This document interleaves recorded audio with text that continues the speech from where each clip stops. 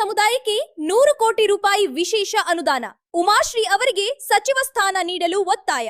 ಬೆಂಗಳೂರು. ಕರ್ನಾಟಕ ರಾಜ್ಯ ನೇಕಾರ ಸಮುದಾಯ ಒಕ್ಕೂಟದ ರಾಜ್ಯಾಧ್ಯಕ್ಷ ಬಿಎಸ್ ಸೋಮಶೇಖರ್ ಅವರು ಸುದ್ದಿಗಾರರೊಂದಿಗೆ ಮಾತನಾಡಿ, ರಾಜ್ಯದ ಹಿಂದುಳಿದ ವರ್ಗಕ್ಕೆ ಸೇರಿದ ನೇಕಾರ ಸಮುದಾಯದ ಅಭಿವೃದ್ಧಿಗಾಗಿ ಸರ್ಕಾರ ವಿಶೇಷ ಗಮನ ಹರಿಸಬೇಕೆಂದು ಒತ್ತಾಯಿಸಿದರು. ರಾಜ್ಯಾದ್ಯಂತ ಸುಮಾರು 40 ಲಕ್ಷಕ್ಕೂ ಅಧಿಕ ಜನಸಂಖ್ಯೆಯನ್ನು ಹೊಂದಿರುವ ನೇಕಾರ ಸಮುದಾಯವು ಕರ್ನಾಟಕದ ಪ್ರಮುಖ ಸಮುದಾಯಗಳಲ್ಲಿ ಒಂದಾಗಿದ್ದು, ಜನಸಂಖ್ಯೆಯ ಆಧಾರದ ಮೇಲೆ 2ನೇ ಸ್ಥಾನದಲ್ಲಿದೆ ಎಂದು ಅವರು ತಿಳಿಸಿದರು. ಸಮುದಾಯದ ಆರ್ಥಿಕ, ಸಾಮಾಜಿಕ ಹಾಗೂ ಶೈಕ್ಷಣಿಕ ಅಭಿವೃದ್ಧಿಯನ್ನು ಉತ್ತೇಜಿಸಲು ರಾಜ್ಯ ಸರ್ಕಾರವು ಪ್ರತ್ಯೇಕವಾಗಿ 100 ಕೋಟಿ ರೂಪಾಯಿ ವಿಶೇಷ ಅನುದಾನ ಮೀಸಲಿಡಬೇಕೆಂದು ಒಕ್ಕೂಟದ ಪರವಾಗಿ ಮುಖ್ಯಮಂತ್ರಿ ಅವರಿಗೆ ಮನವಿ. ನೀವು ಲಾಸ್ಟ್ ಟೈಮ್ ಸಿದ್ದರಾಮಯ್ಯ ಭೇಟಿ ಮಾಡಿ 100 ಕೋಟಿ ಆಗ್ರಹಿಸಿದ್ರಿ.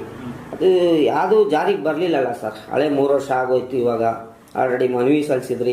ಯಾವುದು ನಿಗಮಗಳಲ್ಲಿ ದುಡ್ಡು ಇಲ್ಲ, ಯೋಜನೆಗಳಿಗೆ ಮಾತ್ರ ಬಳಕೆ ಆಗ್ತಾ ಇದೆ. ಈಗಾಗಲೇ ಮಾನ್ಯ ಮುಖ್ಯಮಂತ್ರಿಗಳಾದ ಹಿಂದಿನ ಮುಖ್ಯಮಂತ್ರಿಗಳಾದ ಸಿದ್ದರಾಮಯ್ಯನವರಿಗೆ ನಾವು ಮನವಿ ಮಾಡಿದ್ದೇವೆ. ನಮ್ಗೆ ಈಗ ವಿಶ್ವಾಸ ಇದೆ, ಮಾನ್ಯ ಮುಖ್ಯಮಂತ್ರಿಗಳಾದ ಡಿ ಕೆ ಶಿವಕುಮಾರ್ ಅವರು ಆದಷ್ಟು ಬೇಗ ನೇಕಾರ ಸಮುದಾಯಗಳ ಅಭಿವೃದ್ಧಿ ನಿಗಮಕ್ಕೆ ಚಾಲನೆ ನೀಡಿ 100 ಕೋಟಿ ಅನುದಾನಗಳನ್ನು ನೀಡ್ತಾರೆ ಅಂತೇಳಿ ನಮಗೆ ವಿಶ್ವಾಸ ಇದೆ. ಸರ್, ಅನೇಕ ಸಮುದಾಯದವರು ಸಚಿವ ಸಂಪುಟಕ್ಕೆ ಬೇಡಿಕೆ ಇಟ್ಟಿದ್ದಾರೆ. ನೇಕಾರ ಸಮುದಾಯದವರು ಯಾಕೆ ವಾಯ್ಸ್ ರೈಸ್ ಮಾಡ್ತಾ ಇಲ್ಲ?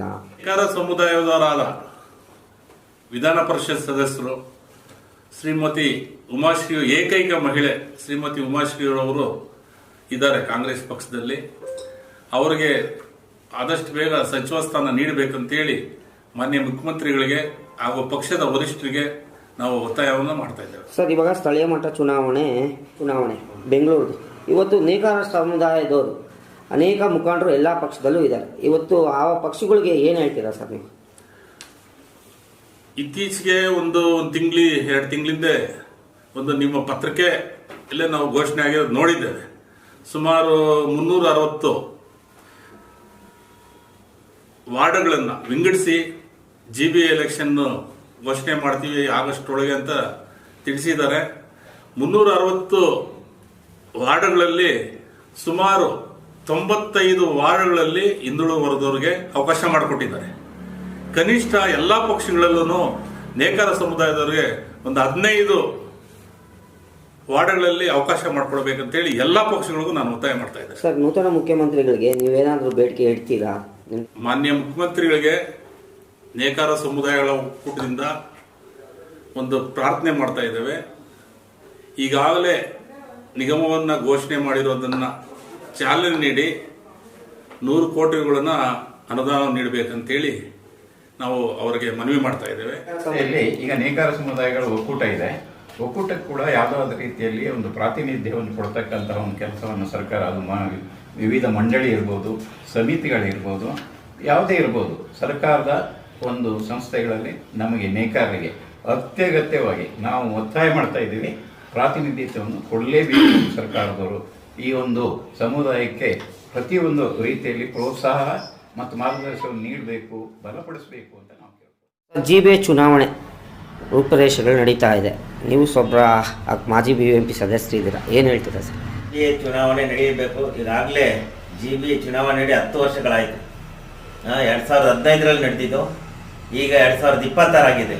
2026 ಸ್ಥಳ ಪ್ರತಿನಿಧಿ ಇಲ್ಲ ಅಂದರೆ ಭಾಳ ಕಷ್ಟ ಆಗ್ತದೆ ಬೆಂಗಳೂರಲ್ಲಿ. ಇವತ್ತು ನೀವು ನೋಡ್ತಾ ಇರ್ಬೋದು, ಸಾಕಷ್ಟು ಸಮಸ್ಯೆಗಳಿದೆ. ಎಲ್ಲ ಸಮಸ್ಯೆಗಳು MLA ಹತ್ರ ಹೋಗೋಕ್ಕಾಗಲ್ಲ.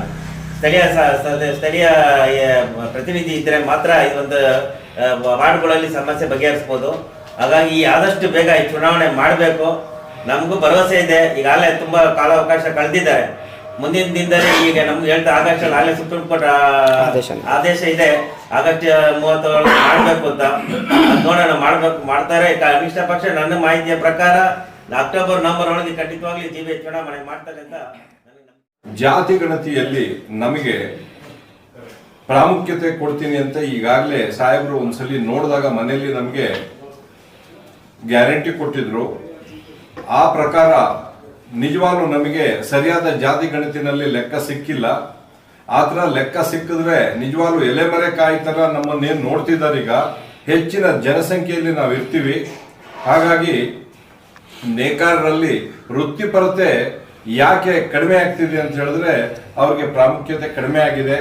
ಈಗ ನಾವು ಅಷ್ಟೇನೆ ನೇಕಾರರಿಗೆ ಪ್ರಾಮುಖ್ಯತೆ ಕೊಟ್ಟು ಜಾತಿ ಗಣತಿನಲ್ಲಿ ಒಳ್ಳೆ ನಮಗೆ ಅಭಿವೃದ್ಧಿ ಬರೋ ತರ ಒಂದು ನ್ಯಾಯವಾಗಿ ಜಾತಿ ಗಣತಿ ನಡೆಸಿದ್ರೆ ನಿಜವಾಗ್ಲೂ ನಾವು ಕೂಡ ಸಮಾಜದಲ್ಲಿ ರಾಜಕೀಯವಾಗಿ ಮುಂದೆ ಬರಲಿಕ್ಕೆ ಹೆಚ್ಚು ಅನುಕೂಲ ಆಗುತ್ತೆ ಅಂತ ನಾನು ಈ ಮೂಲಕ ಮುಖ್ಯಮಂತ್ರಿಗಳಿಗೆ ಅಭಿನಂದನೆ